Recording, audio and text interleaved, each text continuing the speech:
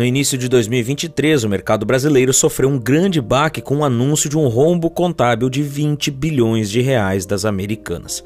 A varejista, que possui uma história quase centenária no Brasil, tem como acionistas de referência os 3 maiores empresários do país e sempre foi vista como exemplo de negócio. Antes da crise, as ações das Americanas estavam crescendo e havia uma alta demanda pela empresa. Com os números apresentados na época, analistas avaliaram que seu preço poderia chegar até R$ 37. Após o anúncio, as ações caíram 95% e saíram de R$ 12 para 80 centavos. Mas isso estava longe de ser a maior preocupação da empresa. Além do rombo de bilhões, a Americanas passava pela desconfiança do mercado e pela suspeita de fraude. Como um dos resultados, além de ter que entrar com pedido de recuperação judicial, a companhia teve que passar por uma CPI de investigação. Passados mais de um ano do ocorrido, podemos finalmente entender o que de fato aconteceu, se foi uma inconsistência contábil ou a maior fraude do mundo empresarial brasileiro. Para entender isso e muito mais, precisamos entender como a empresa chegou até aqui.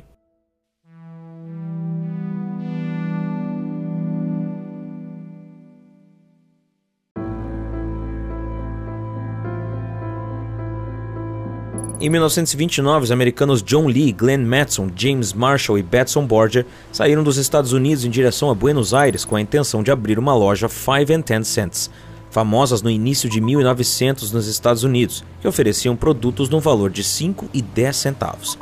No navio, os americanos conheceram o brasileiro Aquino Salles e o austríaco Max Landsmann, que os convenceram a fazer uma visita ao Rio de Janeiro. Chegando na cidade, os americanos perceberam que havia muitos brasileiros que eram funcionários públicos ou militares com uma renda estável, porém baixa, e decidiram abrir sua loja no Brasil para atingir esse público. A primeira loja foi inaugurada em Niterói com o slogan "Nada além de R$2.000", e um ano após já havia crescido para 4 lojas. Já em 1940, ela abria seu capital, se tornando uma sociedade anônima. Em 1982, o Grupo Garantia, formado por Jorge Paulo Lemann, Marcel Teles e Carlos Alberto Sicupira, entraram na composição acionária da rede como controladores. Os anos 90 marcam importantes passos para a rede de lojas, com a formação de uma joint venture com a rede de lojas Walmart em 1994. Em 99, a varejista se tornou a pioneira no Brasil ao lançar o seu serviço de compras online com Americanas.com. Os anos seguintes foram marcados pela expansão e popularização da marca, com a implantação de centenas de lojas físicas e o aumento de sua atuação digital, com a aquisição do Shoptime e o Ingressos.com em 2005 e a fusão com a Submarino em 2006. Ambos movimentos deram origem à B2W, uma outra empresa que até 2021 trabalhou focada no comércio eletrônico. Em 2021, a B2W e Lojas Americanas S.A. se tornaram uma só, formando a Americanas S.A. Para isso, os sócios majoritários Jorge Paulo Lemann, Marcel Teles e Carlos Alberto Sicupira, sócios fundadores da AB InBev, abriram mão do controle da empresa e se tornaram sócios de referência. 2021 foi considerado o melhor ano da empresa. As Americanas S.A. era a 4ª maior empresa varejista do Brasil e com especulações de que esse era o início da internacionalização da varejista. Mas não foi bem o que aconteceu.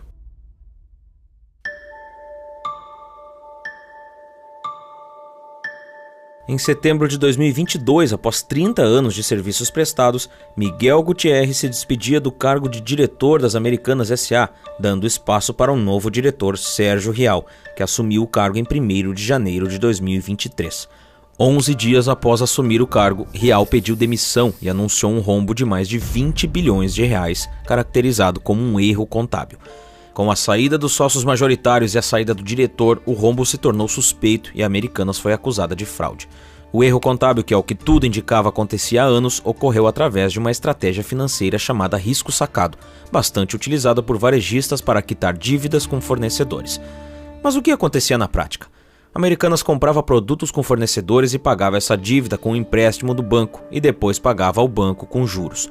O que acontece é que durante os anos, o registro dessa dívida foi registrado com o valor pago aos fornecedores e não o valor da dívida real com o banco que possuía juros. Com o acúmulo desses juros não registrados durante anos, o rombo foi até mais do que anunciado no início e chegou a 43 bilhões de reais.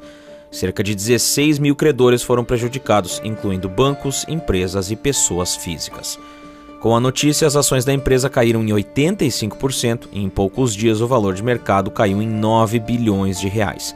Um dia após o anúncio, as ações fecharam em R$ 12 e no dia seguinte a queda foi de 77%, fechando o dia valendo R$ 2,72. Nos dias seguintes, as ações continuavam a cair até chegarem em R$ 1,94, fazendo o valor da empresa, que era de 10,85 bilhões, cair para 1,75 bilhão.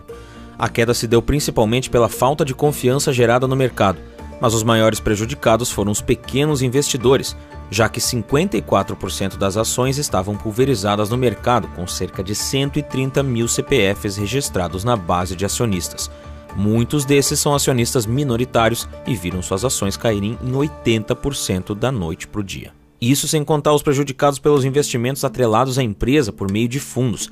Segundo a Economática, na época eram 1.057 fundos com investimento nas Americanas. Com o rombo, a nota das Americanas na agência de avaliação de risco caiu. Isso significava que a loja possuía agora uma má reputação em sua capacidade de pagar um devedor, o que fez suas debêntures, títulos de dívida, caírem. O caso que ficou mais famoso foi o do Nubank. O fundo de reserva imediata do Nubank era considerado de baixíssimo risco e com alta liquidez, indicado para investidores que não queriam correr muitos riscos. No entanto, o fundo detinha 1% de todo o seu patrimônio garantido em 2 debêntures da Americanas. Com a desvalorização desses títulos de dívida, a rentabilidade do fundo do banco caiu e muitos investidores do reserva imediata viram seus investimentos recuarem consideravelmente, perdendo bastante dinheiro. E não foi difícil ver posts como esse, onde uma cotista reclamou nas redes sociais sobre a queda de rendimentos de 700 para R$ 1,72 em 5 dias. Como resposta, o Instituto Brasileiro de Cidadania iniciou uma ação na justiça contra as Americanas por ter agido com informações enganosas e atos ilícitos diante de seus investidores. O Instituto acredita que os investidores precisam ser indenizados por danos morais e materiais, já que todos acreditavam na idoneidade das informações. O rombo foi comprovado, ficando agora apenas a grande questão. Afinal, foi um erro ou uma fraude?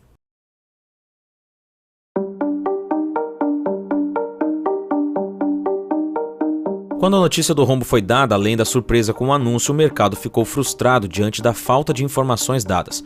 A própria Americanas parecia não entender o que estava acontecendo e explicou que os números do rombo poderiam ser maiores, o que seria confirmado com a criação de um comitê independente que seria responsável pela auditoria mais completa.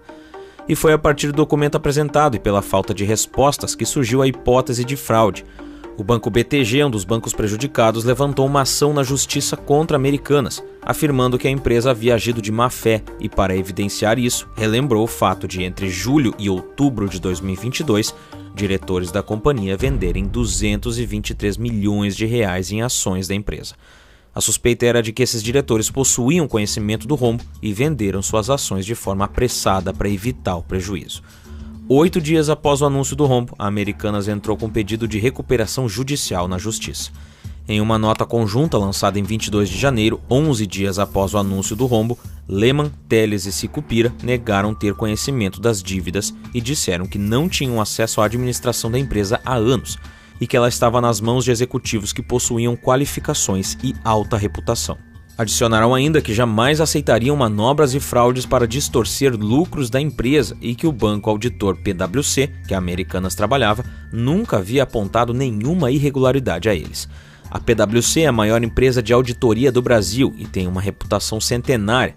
No entanto, desde o esclarecimento das inconsistências contábeis trazidas pela Americanas, a empresa se manteve afastada do assunto, comentando apenas com "não comentamos casos de clientes".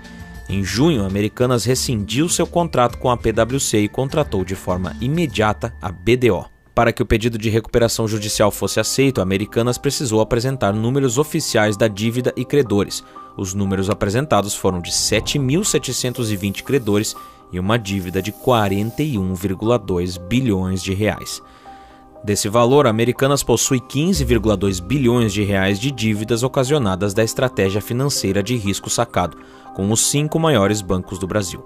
Os maiores credores são os bancos Bradesco, Itaú e Santander, com dívidas que chegam a 5,2, 4,3 e 3,4 bilhões de reais. Com a aceitação da recuperação judicial da Americanas pelo Ministério Público, os bancos saíram perdendo. A recuperação judicial protege a Americanas, as dívidas da companhia não podem ser executadas e os bancos credores precisam perdoar parte do valor. Para que os bancos não saíssem perdendo completamente e não perdessem total confiança na companhia em um caso real de recuperação, um acordo foi firmado em novembro. No acordo firmado ficou prevista a injeção de capital de 24 bilhões de reais, injetados pelos acionistas de referência em 12 bilhões de reais em novas ações e 12 bilhões pelos bancos credores. Isso significa que os bancos credores aceitam reverter 12 bilhões da dívida das Americanas em ações da empresa. Ao invés de receberem esse valor em espécie, eles receberam em ações. Esse acordo foi aceito por cerca de 35% dos credores titulares da dívida da varejista. Porém, no dia 13 de junho, 5 meses após o início do escândalo, a Americanas foi mais uma vez a público e admitiu a fraude feita por antigos executivos. De acordo com a divulgação feita pela própria Americanas, a fraude se deu principalmente por meio dos contratos de verba de propaganda cooperada, um contrato firmado entre indústria e varejo, onde a varejista estipula um valor fechado ao fornecedor para que ele possa ter vantagens de propaganda na loja, como prateleiras exclusivas e anúncios nos corredores. Segundo o comunicado, esses contratos eram artificiais, ou seja, eles eram lançados no balanço contábil para melhorar os resultados operacionais da Americanas, mas eles não existiam de fato, não eram acertados com os fornecedores. Esses lançamentos teriam atingido 21,7 bilhões no dia 30 de setembro de 2022, número que não havia sido auditado e confirmado ainda. Entre outras irregularidades, já estavam as esperadas pela Risco Sacado, que contabilizavam 18,4 bilhões e ainda haviam 2,2 bilhões em operações de financiamento de capital de giro. Para além, foram identificados lançamentos inadequados de juros sobre operações financeiras que até o fim de setembro de 2022 somavam 3,6 bilhões de reais. Entre os acusados pela própria Americanas pela fraude estão o ex-presidente das Americanas, Miguel Gutierrez, 2 ex-presidentes da AME Digital, um ex-diretor financeiro da B2W, uma pessoa que atuava na controladoria da empresa, entre outros. Ainda em junho, uma CPI foi iniciada para investigar a fraude contábil da Americanas. O atual presidente da companhia, Leonardo Coelho Pereira, compareceu na Câmara dos Deputados e apresentou e-mails trocados entre a antiga diretoria que comprovava a fraude. A fraude chegou a 20 bilhões de reais, o atual presidente explicou. Só para não haver confusão, 40 bilhões de reais é a dívida que está na recuperação judicial. 20 bilhões de reais é o tamanho da fraude. A CPI, que foi até setembro, terminou sem culpados, apesar de deixar claro que é possível que tenha havido o envolvimento da antiga diretoria na fraude. O relatório final não citou nomes nem fez acusações diretas, mas deixou evidente que não se tratou apenas de um erro contábil. E depois de terminar sem culpados formais, quem realmente pagou a conta?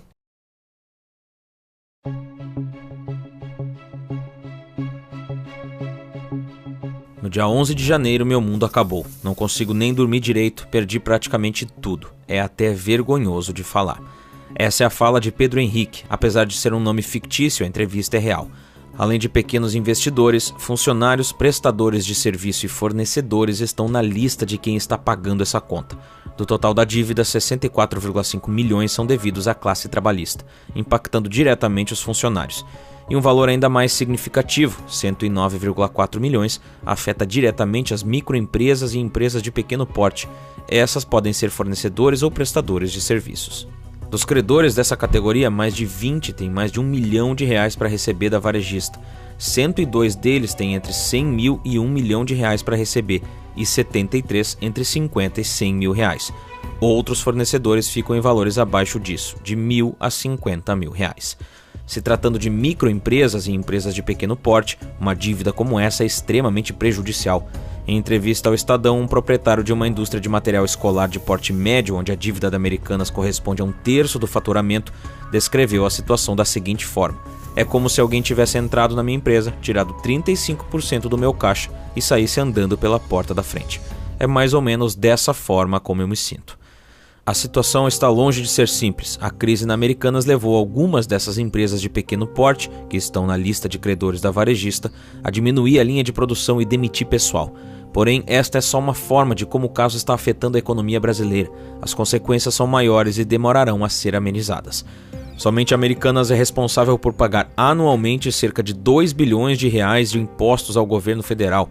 A recuperação judicial ainda acarretará em milhões de demissões dentro da empresa, de cargos de alto a baixo escalão, mas deve atingir também trabalhadores indiretos da empresa. O impacto é ainda maior por conta do grupo de acionistas de referência, que são os empresários mais ricos do Brasil e são cabeças ainda da Bembev, Burger King e Kraft Heinz. Com a crise das Americanas, a reputação dos 3 empresários foi prejudicada e afetou seus outros empreendimentos. As ações da Ambev caíram 9% após a justiça acatar o pedido de recuperação judicial da Americanas. O caso ainda vem gerando a insegurança dos institutos financeiros que se preocupam em passar pela mesma situação com outras empresas do setor, principalmente na questão de endividamento.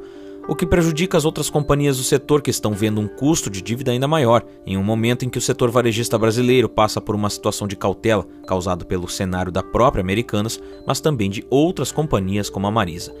Para o juiz Paulo Assed Stefan, que acatou o pedido de recuperação judicial das Americanas, a queda da rede poderia resultar em colapso da cadeia de produção do país e afetar 50 milhões de consumidores, colocando em risco dezenas de milhares de empresas, o que acarretaria prejuízos relevantes nos setores econômicos no Brasil. Em novembro de 2023, a Americanas divulgou seu plano de negócios até 2025 sob uma nova diretoria e os valores fraudados ajustados ao balanço da empresa. O novo plano prevê o abatimento da dívida e retomada de lucros até 2025, com o que eles chamaram de Nova Americanas. A empresa espera atingir em 2025 1,5 bilhão de reais em geração de caixa no ano. O foco estará no protagonismo digital, que prevê a renovação das lojas físicas, otimização de custos e a excelência da jornada do consumidor.